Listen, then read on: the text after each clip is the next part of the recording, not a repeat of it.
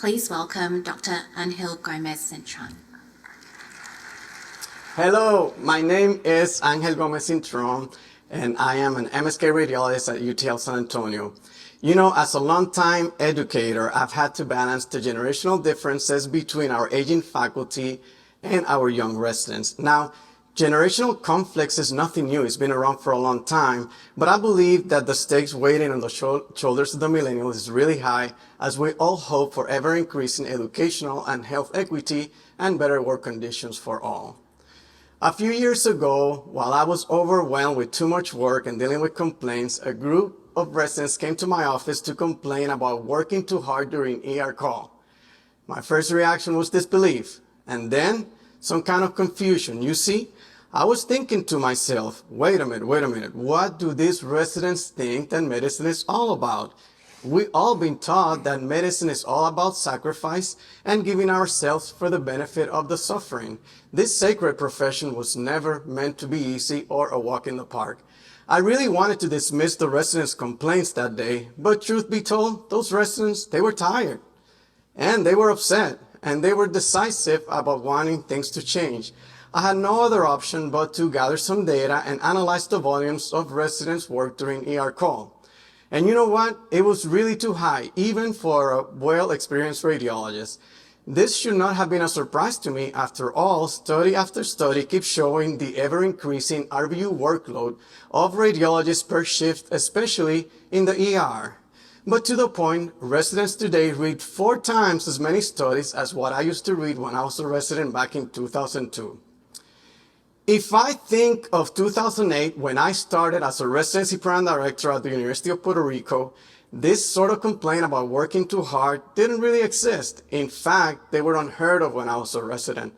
It was not really because those residents worked less, but that, like my generation, they were complacent and believed that the circumstances surrounding medical education were static since the beginning of time, and there was nothing to do but to suck it up, do as told by superiors, and just survive residents. But you know that the millennials, they don't put up with that nonsense. Look, if you're not willing to stand up for what you think is right, nobody else will do it for you.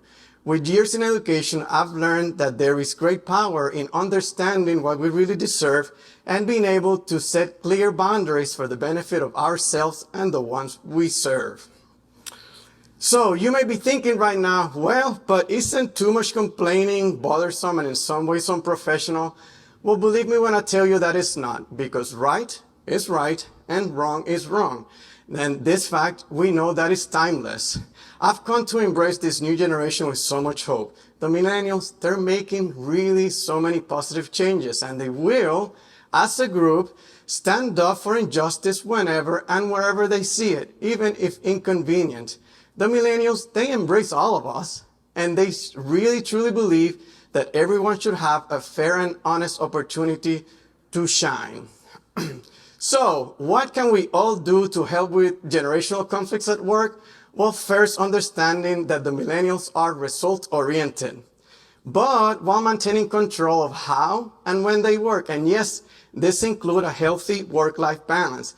They will get the results that you want and that you need if you treat them with respect and you put real trust in their capabilities. Second, the millennials want to find meaning in the work that they do beyond making more and more money. So let's encourage and support the passion of everybody and provide the tools for success, even if those passions are different from the ones that we believe. And third, the millennials, well, they don't believe in hierarchy. They don't like to be micromanaged, and they do crave recognition. So let's create positive and strong working environments where diversity at all levels is encouraged and celebrated. Let's foster uniqueness and individuality, and let's embrace what everybody brings to the table, even if it's foreign to us.